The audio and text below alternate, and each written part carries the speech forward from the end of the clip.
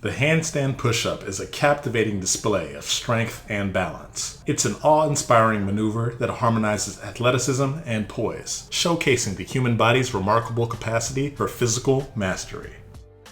What's up YouTube? It's TRYBE from STRIQfit. Very excited today because I'm going to teach you how to get your first handstand push-up. The handstand push-up was one of the first skills I wanted to learn in calisthenics entirely. It reminded me so much of anime, especially Goku when he was training on the way to Namek. So I'm going to show you today how to get your first handstand push-up. Let's get into it.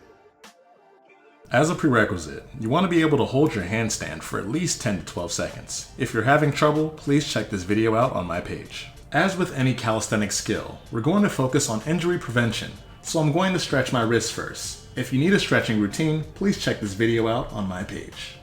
Moving on to hand placement. Instead of having your fingers facing forward, you should turn your wrists slightly outwards to alleviate wrist pain.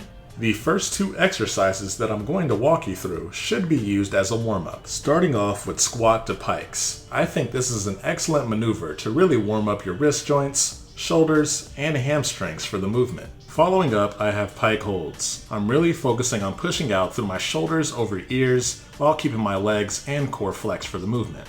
Moving on to step 4, we're going to be doing pike push-ups. The target rep range till we advance is going to be consistent sets of 8.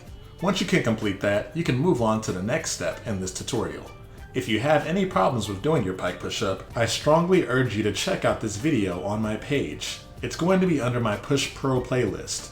There's an explanation for this skill and dozens of others. Now let's move on. We're going to be doing elevated pike push-ups. We're going to take the normal pike one step further by placing our feet on an elevated surface. Raise or lower that surface as needed to adjust the difficulty. The same rules apply during this entire movement. Step 6 involves adding weight to your pike push-ups. We're going to do this on an elevated surface. We're going for consistent sets of 4, and when we get that, we're going to be ready to advance. The goal here is to work our way up to adding at least 25% of our body weight. Transitioning to step 7, we're going to add a wall for these wall handstand push-ups. The target rep range till advancement is consistent sets of 5. The same rules apply, like letting your head fall above your hands on the decline. Trust me, these are brutal. Now let's look at the perfect body position.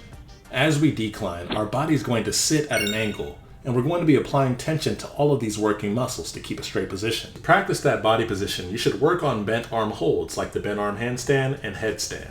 And finally, working on negative handstand push-ups or eccentrics are going to be your saving grace for getting this movement completely. Remember guys, when doing eccentrics, we're safely progressing through the negative portion of the rep during the exercise. And little by little, we'll learn to gain that strength to push ourselves back up. This is all about patience. This is not a skill you're going to get in just 1 or 3 months. It's going to take some time to build up to it, but when you achieve your first one, you'll never forget it, and it'll stay with you forever.